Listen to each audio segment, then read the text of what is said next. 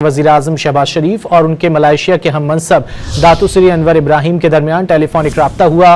दोनों रहनुमाओं ने एक दूसरे को ईद उल अज़हा की मुबारकबाद दी और उम्मत मुस्लिमा के इत्तेहाद, खुशहाली और मजलूम फ़लस्तीनियों के लिए अमन व सलामती की दुआ की। वज़ीर-ए-आज़म ने ईद उल अज़हा पर मलेशिया की क़यादत और अवाम के लिए नेक ख्वाहिशात का इजहार किया और पाक भारत कशीदगी पर मलेशिया के मुतवाज़िन और उसूली मौक़िफ़ को सराहा। शहबाज शरीफ ने बावर कराया कि पाकिस्तान ख़ित्ते में अमन व इस्तेहकाम का ख्वाहां है।